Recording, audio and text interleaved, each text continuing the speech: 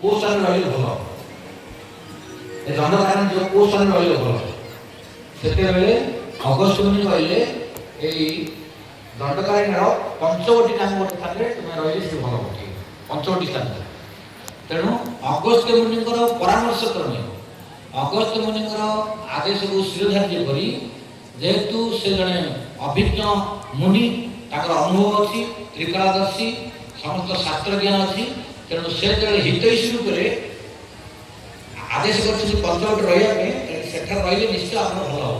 ଏହା ମନେ କରି ତାଙ୍କଠାରୁ ଅନୁମତି ନେଇ ରାମ ଲକ୍ଷ୍ମଣ ସୀତା ଅଗ୍ରସର ହେଲେ ଏବଂ ପଞ୍ଚବଟୀରେ ଯାଇ ପହଞ୍ଚିଲେ। ପଞ୍ଚବଟୀରେ ଯେତେବେଳେ ପହଞ୍ଚିଲେ, ସେଇ ରାସ୍ତାରେ ପଞ୍ଚବଟୀ ଯିବା ସମୟରେ ରାସ୍ତାରେ ବୃଦ୍ଧରାଜ ଜଟାୟୁଙ୍କର ଦେଖାହେଲା। ବୃଦ୍ଧରାଜ ଜଟାୟୁ ଜାଣିଛନ୍ତି, ବୃଦ୍ଧରାଜ ଜଟାୟୁ ଯିଏକି ରାମଙ୍କ ସହିତ ଯୁଦ୍ଧ କରିବେ, କିନ୍ତୁ ପ୍ରଥମରେ ଏଠି ଦେଖାଇଛି ରାମ ଲକ୍ଷ୍ମଣ ସୀତାଙ୍କର ବାଲ୍ମୀକି ରାମାୟଣ ହିସାବରେ।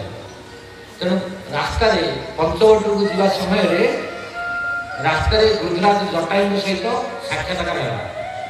ଯେତେବେଳେ ବୃଦ୍ଧରାଜ ଜଟାୟୁ ଅଛନ୍ତି ଏବଂ ରାମଚନ୍ଦ୍ର ଲକ୍ଷ୍ମଣ ସୀତା ପହଞ୍ଚିଲେ ସେଠାରେ, ସେତେବେଳେ ବୃଦ୍ଧରାଜ ଜଟାୟୁ କହିଲେ, ହେ ରାମଚନ୍ଦ୍ର କୁଆଡ଼େ ଯାଉଛୁ?